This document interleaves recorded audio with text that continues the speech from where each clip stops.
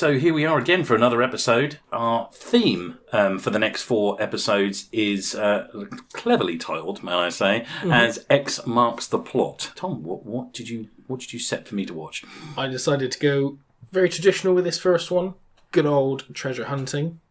So we're going to discuss Gore Verbinski's 2003 film, Pirates of the Caribbean, The Curse of the Black Pearl. If you spring me from this cell, I shall take you to the Black Pearl and your bonny lass. You're a pirate. Forgot one very important thing, mate. I'm Captain Jack Sparrow. Not sure I deserve it. You're not facing normal pirates. Cruel, demented, vicious pirates, to be certain. Say goodbye. Goodbye. But cruel, demented, vicious pirates who cannot be killed. The moonlight shows us for what we really are. That's interesting. We are cursed men. I hardly believe in ghost stories anymore. You better start believing in ghost stories, Miss Turner. You're in one. Pirates of the Caribbean. I'm quite glad you chose this, really, to be honest with you. It's been on TV, hasn't it, a number of times, and I always tend to pick up on like the end, the middle, the beginning, and this was the first time I actually sat all the way through it and watched it, and I quite enjoyed it, but I don't want to give too much away yet. What you can do is start by giving us your opinion of the plot, really. What's this film all about? Well, what isn't it about? I think is more to the question, isn't it? I mean, there's a lot. There's an incredible amount here, isn't there? And so this follows the adventures of obviously our Captain Jack Sparrow, a very famous character played by Johnny Depp. He's an eccentric pirate who he's kind of been entangled in loads of schemes of cursed pirates led by our bad guy, Captain Barbossa. They have a lot of Aztec gold that they kind of need to return. And then you've got the governor's daughter, who is played by Keira Knightley. She is kidnapped by Barbossa. She has one of these coins. She has an Aztec coin. But then we have a blacksmith as well, who's played by Orlando Bloom. And he's in love with her. So he joins forces with Jack in order to rescue her. And then you can see there's a lot here, isn't there, going on in there. And now the pirates of the cursed Black Pearl, which is the ship, they want the last piece of the gold. So with the kidnapped Keira Knightley, they then go to an island to try and break the curse. But at the same time, Jack manipulates the event in order to get his ship back. So with this, Elizabeth and Will come through, they break the curse, and eventually this leads to Barbossa's downfall. That is as bridged as I can get with this film. I'll be absolutely honest with you, and I'm struggling. It's not a simple pirates go out and find treasure, is it? No, it isn't. But I wouldn't say no. It's not. That's wrong to call it messy plot. In a story that flies here to there, left to right, up and down. It's quite coherent and I actually didn't have any trouble following it. It is easy to follow. I mean, I had trouble there trying to talk about it. Try to tell you what the actual plot is, but yeah, essentially there's some cursed gold, and they've got to try and get it back to where it should be, so they're not cursed anymore. But and basically, I will say this right from the beginning: this film shouldn't work. It's based on a theme park ride. It's an interesting concept to draw a film from, isn't it? A theme park ride. Yeah, it hadn't been done before, and I got to admit, at the time I remember it being talked about. And there was rumour mill that they were making... I mean, when someone says, they were making a film about the Pirates of the Caribbean, I was lucky enough to go to Disney World, so I'd been on the ride and seen it. And I went... The first line that anyone would say when they first hear that would be, really? A ride? The equivalent to how that was back in 2003 was like somebody now saying they're making a film about Connect 4. You would literally stand back and go, really? Is this what we're... Oh, right, okay. And obviously there was, rumours that Hollywood had lost it. We can't make up anything else. We've got no more stories, no more scripts, no more franchises. Nobody wants to do anything anymore. So we're resorted to and there was a number of different things at the time that came out that were, this is, are they making a film about Buckaroo? I mean, I probably wouldn't mind to watch one about Buckaroo, to be honest with you. I mean, I got a little bit of small, tiny history really of our Pirates film, because at the time when it came out, pirate films, they weren't doing very well. Pirate films were not great. the one that very springs to mind, a lot of people don't know, is in 1995 there was a film called Cutthroat Island, and it was Gina Davis, as you know. And at the time, Gina Davis in 1995, she was top of her game, female actress that can literally make a lot of money for you, but not on this. Rennie Harlin, who directed it, he spent over 113 million on the film. And that's an insane budget for 1995. Yeah, you could probably double that to now what that would be at least, or treble it to what that would be now. It only made 13 million. But with all the everything else, obviously things cost. But realistically, the company lost 147 million making this film. I mean, surprisingly enough, Rennie Harlin, the director, didn't get another gig for a while. Believe it or not, which is weird. I have actually seen Cutthroat Island since then, and it is still terrible. Maybe it's something we can do later on, maybe one for something. But it is a very weird choice. There's a little bit of love sort of clawing for it out there. I think time has maybe been its healer. That is a lot of money to lose from a film. So you can see that probably, I'd imagine sitting around a table at Disney, whatever, they were really, maybe a big gamble, I would say. Huge. I think if you look at the success of the failure of that film, that's going to be a big point that studio executives are going to go, are we going to do this? Because that $140 million in loss, I've just looked up. So according to this, and obviously I'm not a financial whiz by any way, according to my brief bit of research, $140 million in 1995 is equivalent in purchasing power to about $296 million today. Wow. That is a huge financial loss. Yeah, it is. That's not, no, sorry, huge is an understatement. That is a catastrophic, apocalyptic level. Yeah, that is loss. something that can ruin companies, that can, and put them under. Yeah, this is something that's I was quite interested in, because I think when we see the Pirates of the Caribbean films, as we know, there's many sequels that come after it. They are very successful, very bankable, aren't they? I think it became the 10th best sort of financial franchise of all time. Wow. I think then what we're saying is that the significance of Pirates of the Caribbean, this particular one, the first one, was huge, because essentially it has changed the world in terms of pirate films. Yeah. We've gone from complete catastrophic failures to what was ultimately a huge success. Yeah, it's weird. And Disney had had a poke at it before. Muppet Treasure Island, they'd had a go. You know, lovely film, and that's a great film. Yeah, is it the best Muppet film? I don't know. That's that again, and that for another podcast. We did Muppets, couldn't we? Muppets. Yeah, not a terrible film, but didn't make any money. Treasure Planet, the animated film from Disney. There's a lot of love for that now. There's people are coming back to it and going, actually, it's actually really good. But it might not have always been that way. So one of the facts I've got is Johnny Depp wasn't necessarily the first choice for this film.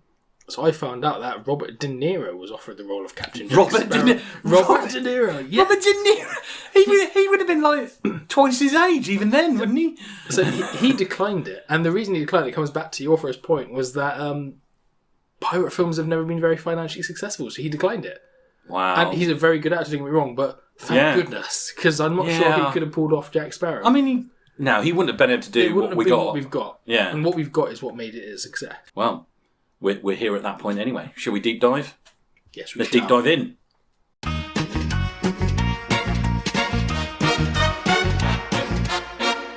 Introduced to a small girl, aren't we, who ends up being the young Elizabeth Swann, isn't it? Who later will be played by Keira Knightley. And, yes, she's on a ship with her dad, which is Governor Swan, played by Jonathan Pryce. We got, I think he's at the time, he might have been a captain or a lieutenant. Might have been Lieutenant Norrington. Something like that. We a non-aged Norrington, Jack Davenport, aren't we? Who's going to stay the same age all the way through this film. He does. Very impressive. And, of course, we get Mr. Gibbs, who at this point is obviously working for the Navy. What a role he plays in this film is Gibbs. What a great character. But they're on their ship. They're heading over to the Caribbean, as we later learn. And young Elizabeth Swann is singing a pirate song, which draws the attention of Gibbs, a very superstitious sailor at the time, saying how bad luck it is to sing about pirates in open waters. And that bad luck essentially comes true, because they then come across just a boy floating on some... Just a random boy, yeah. Just a random boy floating in the sea. Yeah. They rescue him.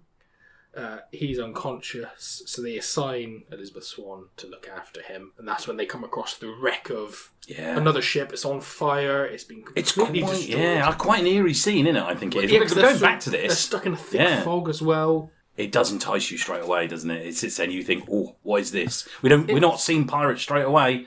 We're just given a few little sort of bits of wreckage that, they've clearly been here. Yeah. It's almost a tiny little bit of an almost slightly child-friendly horror. Yeah.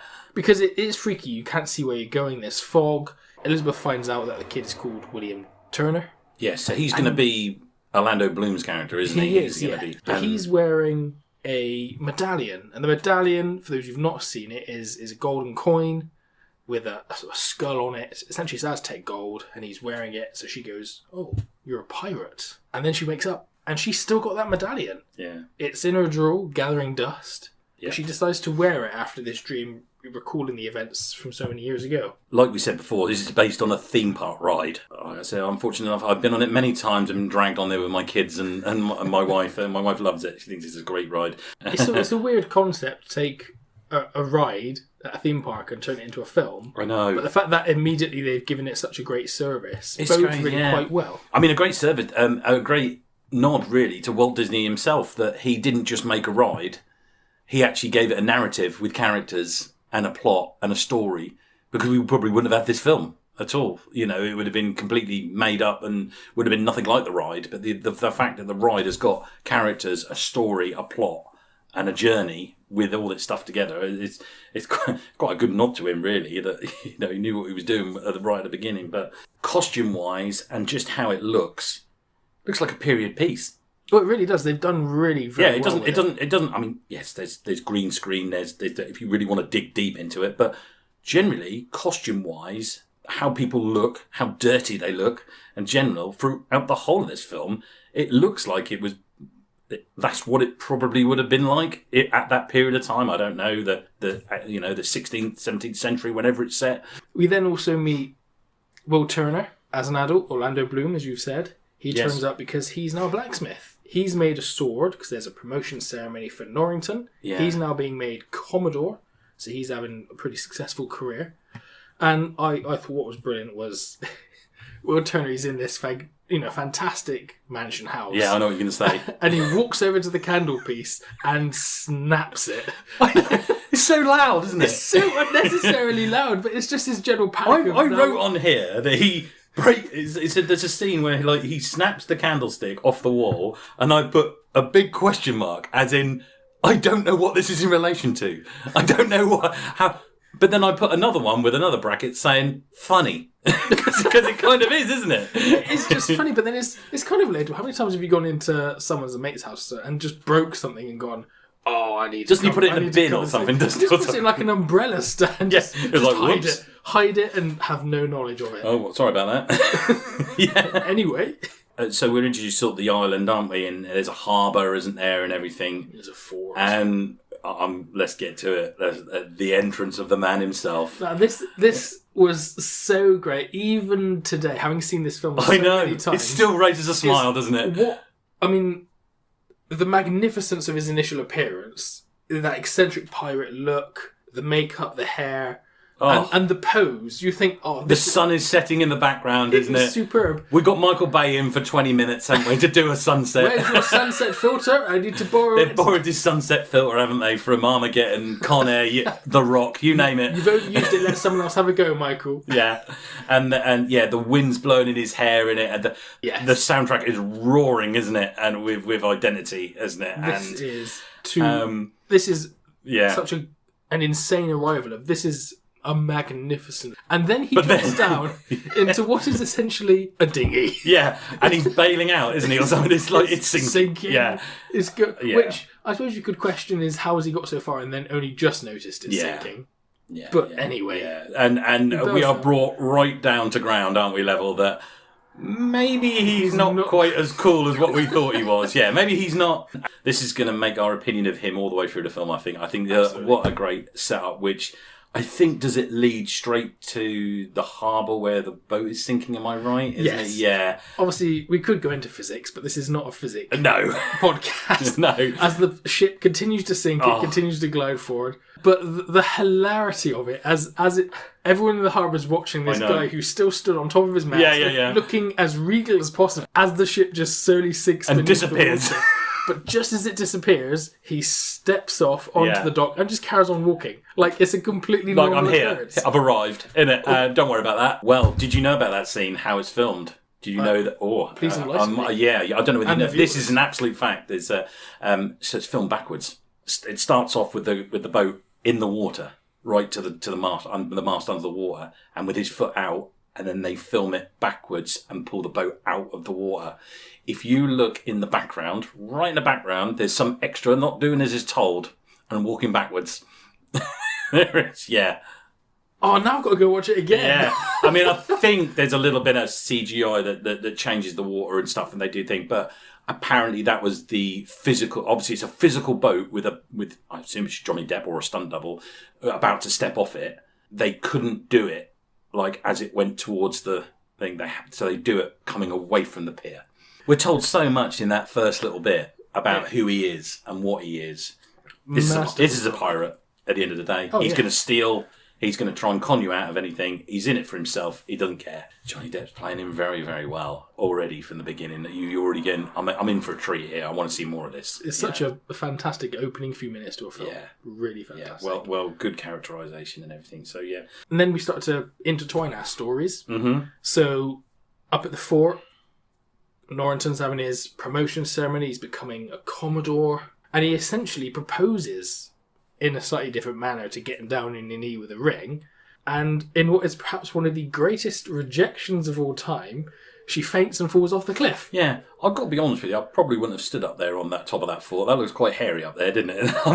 I mean that there's literally a ledge that goes straight down. I mean, that was quite high, wasn't it, where she fell? It was very high. And I was thinking, if I feel a bit faint, probably not going to go up there on top of the fort wall and stand up there. But there you go. But she ends up in the water, doesn't she? And she does. There's a clever little ripple, isn't there, from the medallion, isn't there? Yes, there is. So the medallion sort of releases itself from inside her dress, like a shockwave that just vanishes off into the distance. And the two guards notice this and query what it is.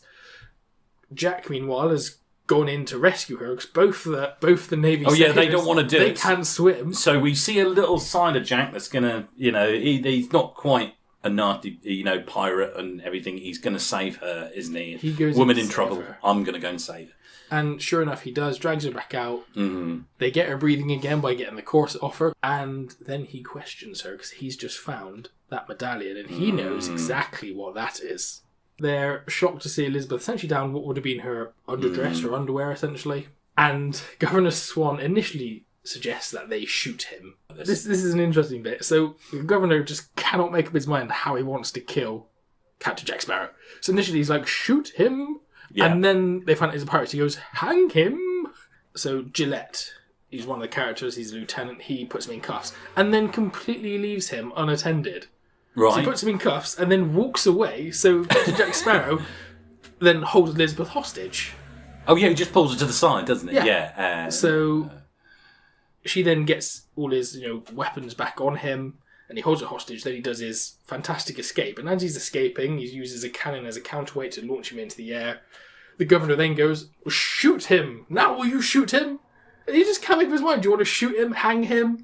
Make up Pick your mind. one and stick with it. Yeah, and I do quite love that scene, don't they? He sort of ends up on the gantry, doesn't he? And he's swinging around. They're trying to shoot him, aren't they? You got the music's going, isn't it, and everything. And it's got a little scene in it that on this that a lot of people just don't really notice. But for me, I love in a film. You see, I love what they call a tracking shot. And a tracking shot is when you follow the character to where they're going.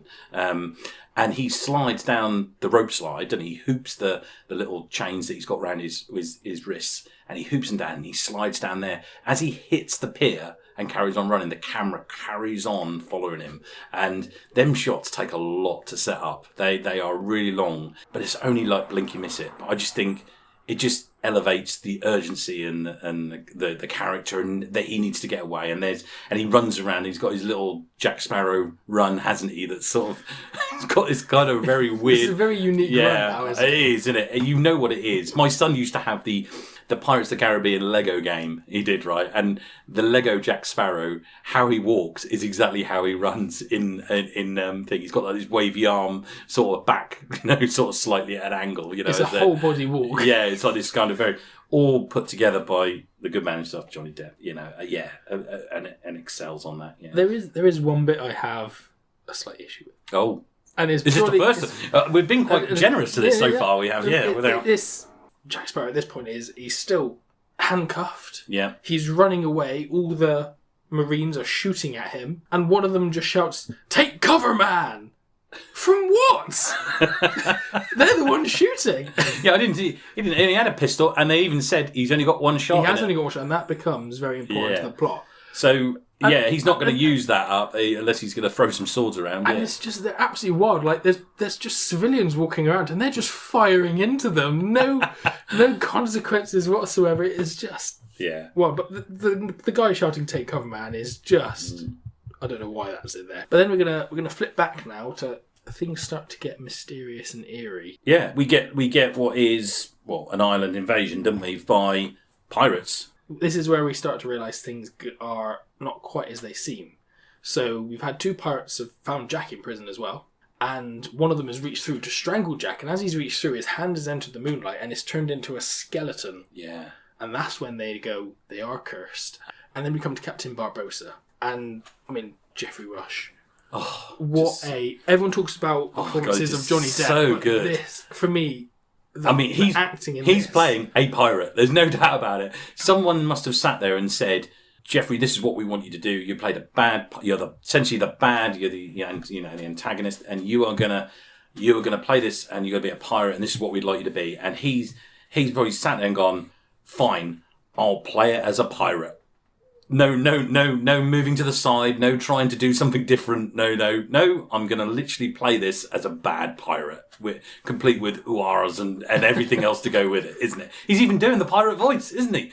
He's even putting it on. Like you sort of go, exactly what you would expect. For some reason, it works. It is a truly magnificent performance from him. It's so good, isn't it? And that sort of thrusts our 2 other guys, doesn't it? Will and Jack.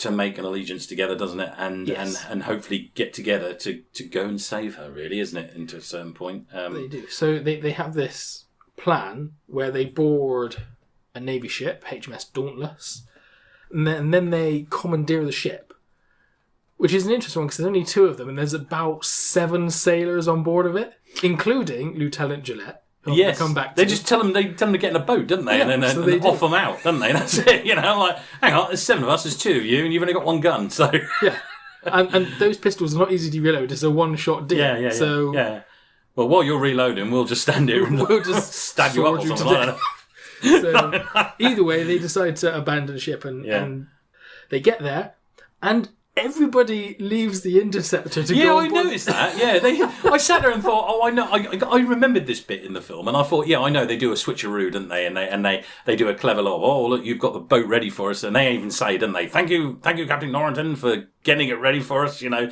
But I did sit there and think, surely there'd be a couple of cabin boys or someone still left on the ship. Some of the crew, not everybody needed to go on the boat. He's Norrington's right hand man, his most trusted officer. The level of incompetence this man has. Like I've already said, he handcuffs Jack Sparrow and then leaves him unattended. A pirate, a prisoner. He's not a very good soldier. Just walks away. Then he's got a team of 7 and they lose the ship to a team of 2. Yes, okay, he would have been shot in the face, but the other 6 could have dealt with the problem. So then he's lost a Navy ship, and essentially he's responsible for one of them being nicked and the other one being disabled. And then somehow he's managed to get his little rowboat run over. Yeah. This man is useless. He's not very good, is he? But they go to Tortuga, they meet Gibbs, he's now a pirate as well. I love Tortuga. I love the island of that. It's a wild island. From the moment he walks, it's like the Wild West, isn't it? It's just people are punching each other. He's getting slapped by women, and everyone's drunk.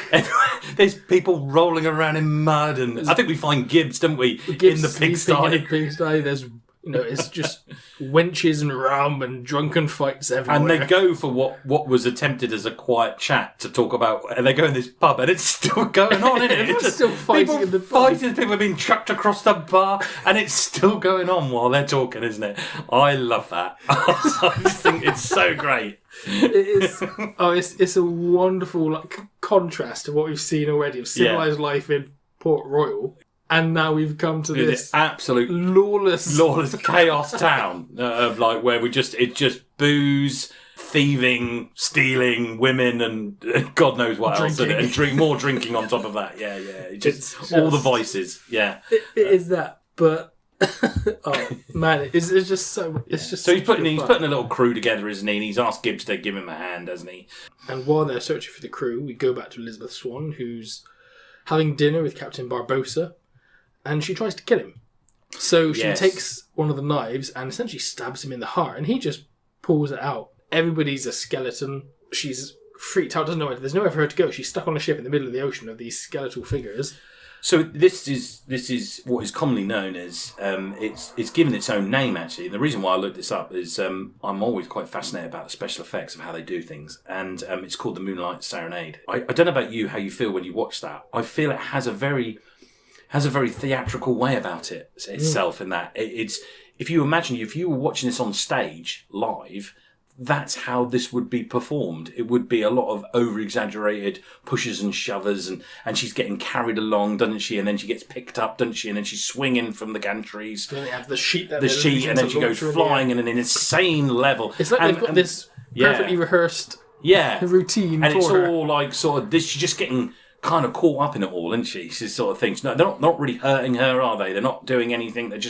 But they're all getting on with their jobs that they've got to do. I don't know if they're scrubbing the decks, aren't they, in the night? Weird. But if they've got to be done, they've got to be done, haven't they? We get the explanation as to what's going on. So there was Cortez's gold, his treasure, his Aztec treasure, which made up of 882 coins, essentially. I love that you knew that number. Research. You did that without even looking at your notes. Thank you. I memorised it. And they took these coins, not realising there was a curse upon them. They spent them all and used them however they so desired. But the curse took effect. Anyone who takes a coin from the chest takes on that curse. So what they've done is they've been going around trying to find every single piece to return it. Yeah. And they have to make a little blood sacrifice with the coin. They put it back in the chest. And the one that Elizabeth has got is the last piece, the 882nd piece. Elizabeth Swann's not been telling the truth. And she's not a pirate, is she? Because She's blood doesn't do it. They shoot that guy, doesn't it? Yes. So they want to see if his works. So they've cut her hand, put her blood on the coin, put it back in the chest, and they're like, "Well, are we free of the curse?" So Barbossa just shoots one that of guy, the pirates, and he sort of goes, "Well, he ain't dead." and he really can see his face. It's like, but what if it did work? Well, this time being cursed, I'm immediately killed. Yeah, you've killed me.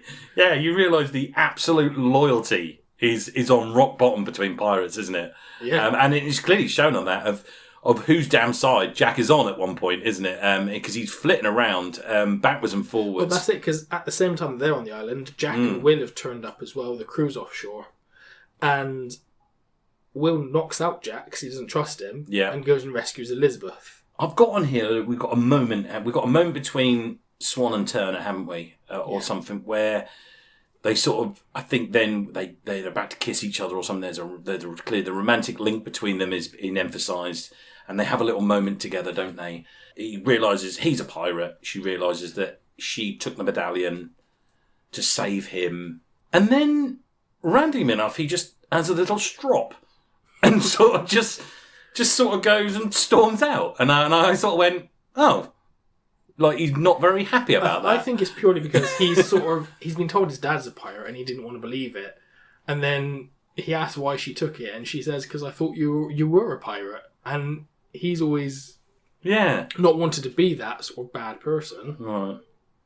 So I think he takes that quite personally. But then they go outside and they realise, oh, Black Pearl's chasing us. Yeah. We've now got some sort of chase on the high seas, which we endeavour will result in a lovely little clash between, obviously, one pirate versus the other pirates, really, isn't it? Yeah. So So they realise they're going to have to fight. But what the problem is that what they've gone and done is throw all their cannonballs overboard. Yes, to get speed up, isn't it? To get speed, and then realise, now we need to fight. Probably might need them. So they load the cannons with, like, cutlery. I like that. But interestingly, if you're going to lose weight, but you're being chased by pirates, I probably would have thrown the cutlery first, before the cannonballs. Plates and stuff like that. Things we don't need, knives and forks. Yeah, it's a good job, like Will Turner, didn't he? He puts his foot on the cannon, didn't they? As they're about to chuck the cannon, he goes, I think we'll need them. And you go, yeah, damn right you will. And sure enough, we get this lovely little fight between them. I mean, they basically pull what is equivalent of a shipping handbrake turn, and ultimately they lose. Yeah, they lose, and they will get. I think he gets trapped, doesn't he, in the bowels of the ship, doesn't he? And he has to sort of try and get out. And we end up again back to this film that is to and fro and backwards and forwards, and we end up on Barbossa's ship, don't we? With is it Swan and Everyone's Jack? there. And then the ship blows up, which is still quite cool, actually, doesn't it? It does a big old explosion, doesn't it? Yeah. So the pirates drop Jack off at the island where they initially mutinied him. So Jack and Elizabeth have spent a drunken night on the island where they've been stranded, and in the morning, Jack's woken up to discover that Elizabeth has burnt all of the rum. Yeah, all of the half the island's on fire, isn't it? It is on fire, and he's absolutely distraught by this. I mean, the iconic line, "But why is the rum gone?" is so good. Devastated, isn't he? Out of all the things, that's the biggest concern.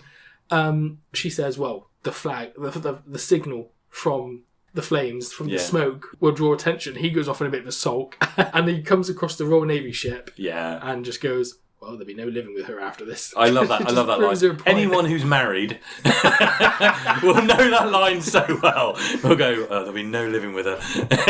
After this, like, I'm wrong. They get rescued and they use this opportunity. Jack tries it initially to try and persuade Norrington to go after Barbossa. And they head to Isla de Muerta, which is where it's all heading off. This is the island where the gold is, isn't it? Yeah. This is where the gold is being kept. So they head to the Isle, and this is where we see probably the most confusing bit of the film is trying to figure out what Jack's plan is. Yeah, because he's flitting between Barbossa. One minute he's with almost with the Commodore as well, isn't he? At some point, and then going, well, we're going to do that. Then he's with Turner. Then he's with Barbossa, isn't he? And you then you think, well, is he just for? And in fact, they even mention whose side is Jack on at the moment. And I think, does Will sort of go ours at the moment? I think it's not something he's saying. It's very clever in terms of how Jack's playing it. So essentially, he tries to persuade Norrington to go back to his boat. She's on the boat, and she gets to the boat, doesn't she, and climbs through. And there's a couple of pirates that are sitting, having a meal or something, or there's a big meal that I sort of like, and they have them. And I can say this because my wife comes from the north, so the most northern accents of anywhere. Like, all of a sudden, we've got a couple of Yorkshire pirates who have rocked up for the job, who are left behind. And are they just looking at the food, are they, or something? Are they admiring it? I don't know. They're doing something, and you see her sort of walk past or whatever, or climb above without them knowing, sort of thing. So then we have sort of two elements to this. We have inside the cave and on the Dauntless. Now, inside the cave, Jack then reveals his true intention and attacks Barbossa. They have this great sword fight going on. Meanwhile, back on the Dauntless, the pirates arrive and start a battle with the Royal Navy.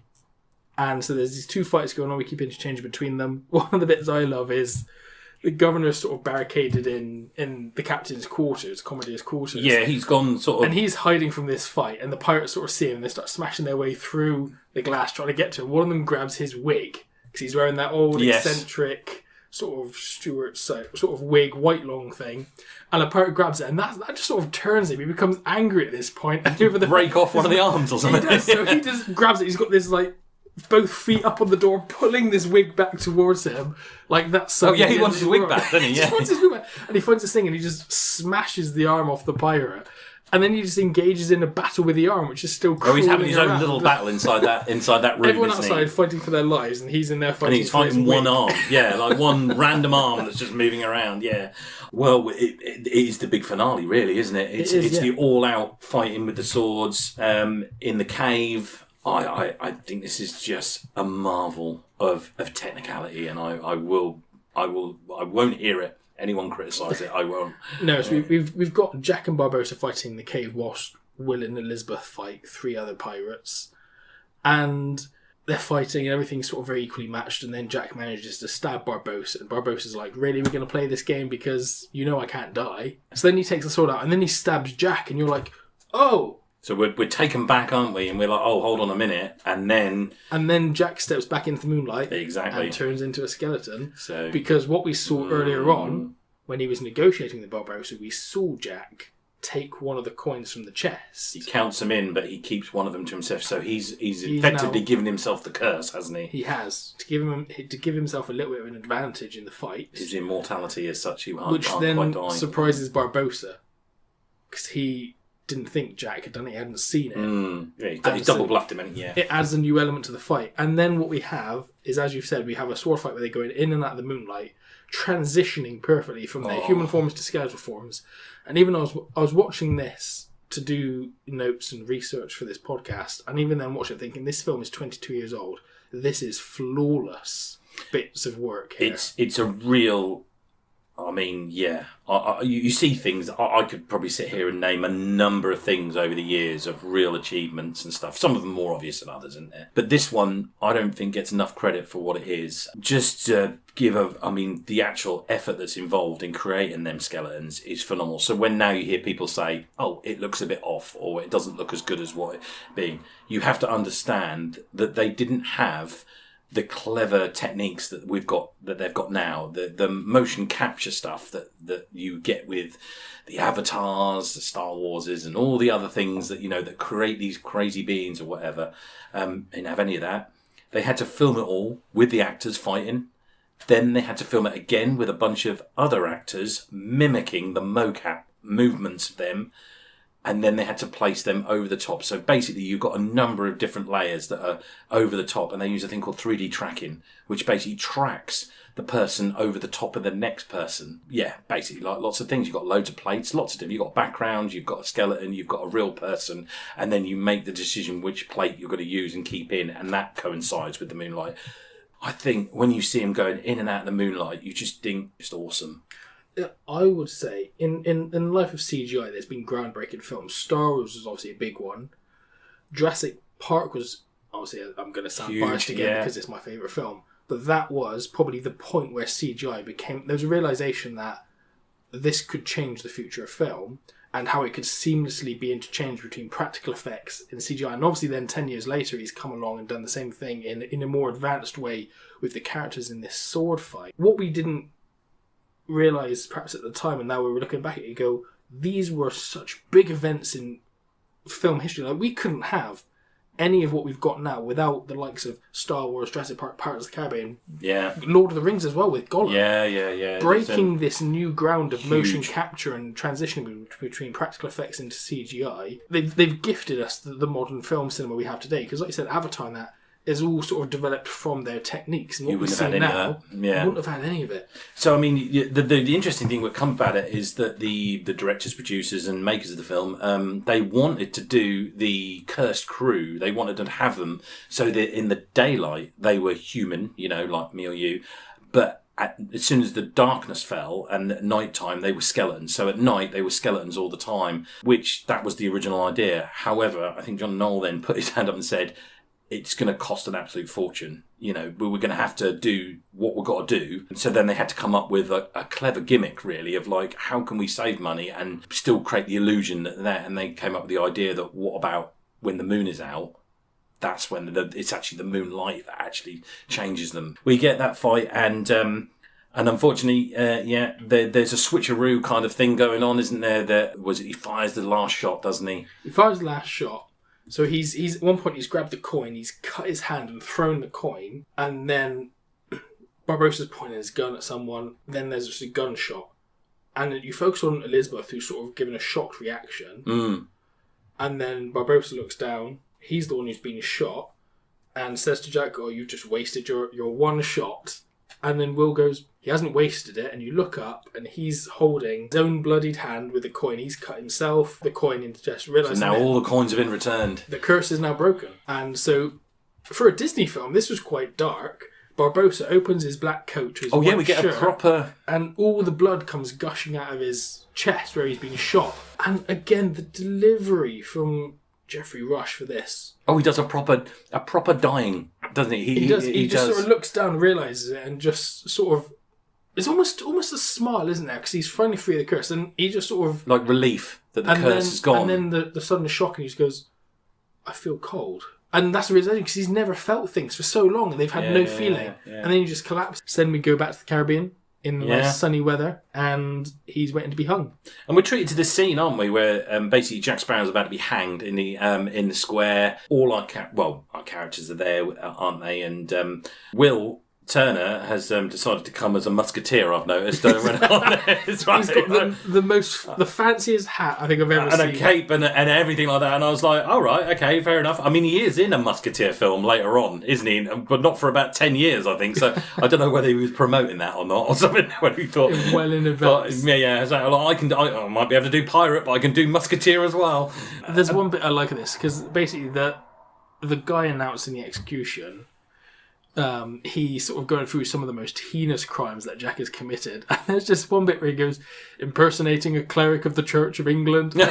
And Jack just smirks and laughs. And it's like, I kind of want to know what he was doing for that. Yeah. There's just all these random little things that he's been up to. Yeah, it's weird because the whole scene that you get this, and then we kick into the fighting again, don't we? And stuff, yes, and he sort of saves Jack, doesn't he? With this, Will decides to save Jack, that he can't stand by and watch him die. Elizabeth gets in on the action as well by distracting Norrington. She stands in front of him and sort of, and everyone's, and we get the music kicks in again, and then Jack manages to try to get away. And God, this almost feels like this feels like the beginning of the next film. Do you get what I mean? Like, this is what you would get, isn't it? If we left it there, you thought the action was over. Yeah, if they left him drifting out into the ocean and said that's the end of Pirates of the Caribbean 1. Oh, well, welcome to Pirates of the Caribbean 2, and we start at Johnny Depp's hanging. I mean, obviously he's fallen off the side of the cliff as well. And then, he stood up there, and then he's sort of he doesn't get to finish his sentence, does he? Sort of thing, and then he falls off. And he gets rescued. Does what looks like, I mean, the man should be in a wheelchair after falling out. His legs are flying, right? He hits the ocean with his back, I think it does, or something. He would be dead, but it's Pirates of the Caribbean. Yeah, but it's quite funny, like this rag doll as he falls down, doesn't he? He gets rescued and he sails off into the horizon. He's all well and good. Will gets his sort of forgiveness, essentially, for what he's done. Well, that's it.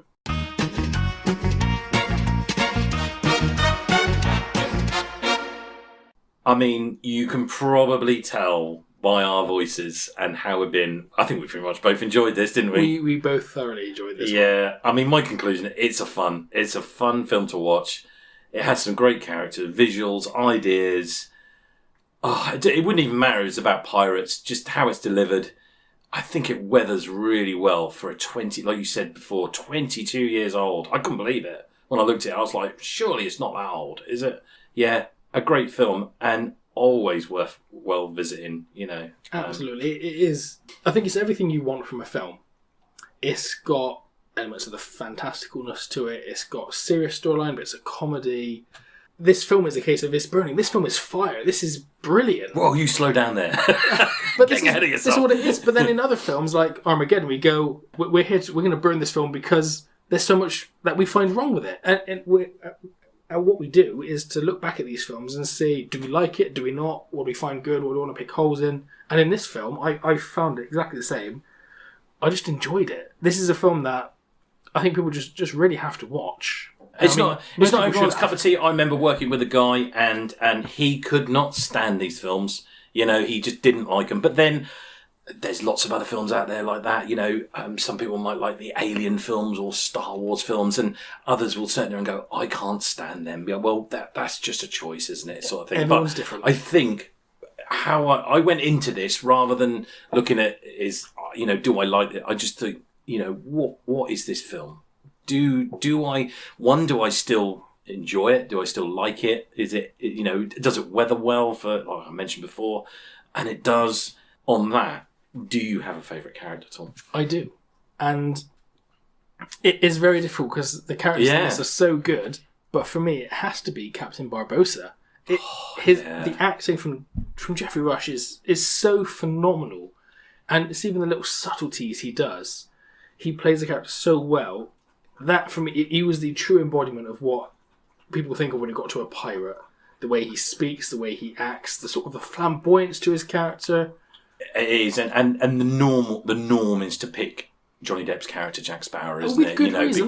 With good reason. Because you just think he has brought to the scrine an absolute iconic character, isn't it? You know, I'm the same as you. I actually wrote down Barbossa. Well. Yeah, I totally agree with you. Like you say, Jack's too obvious. I was way in between Jack Sparrow and Barbossa, you know. But Geoffrey Rush, he's just on another level.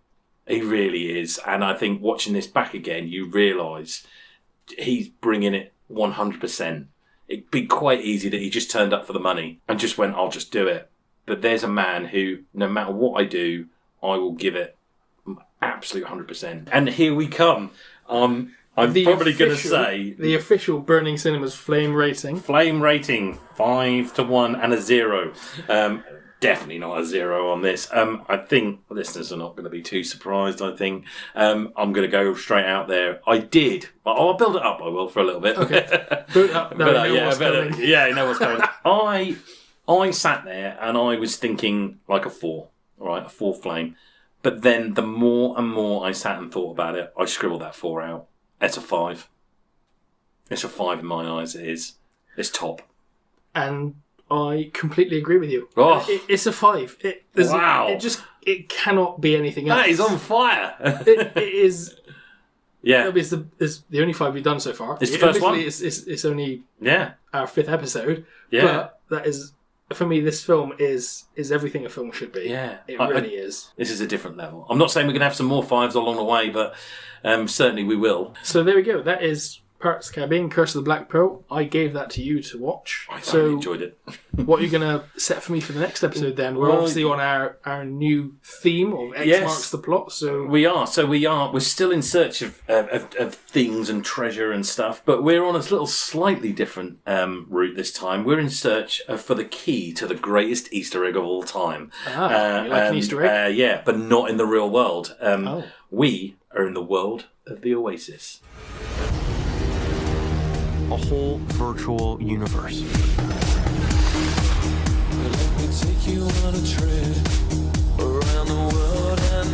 People come to the Oasis for all the things they can do.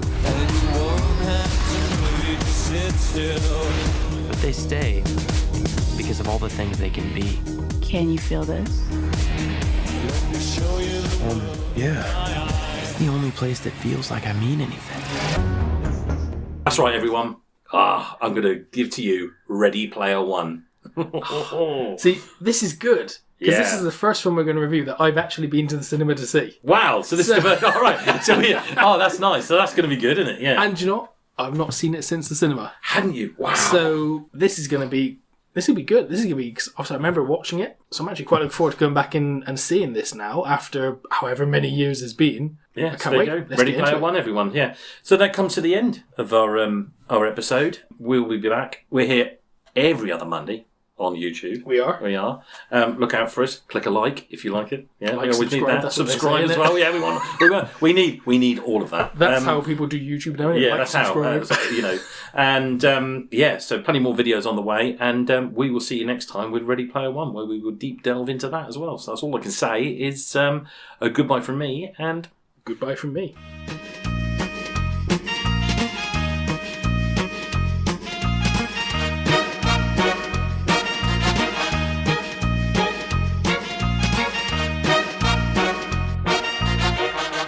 And remember, you can follow us on our YouTube channel with new episodes every other Monday.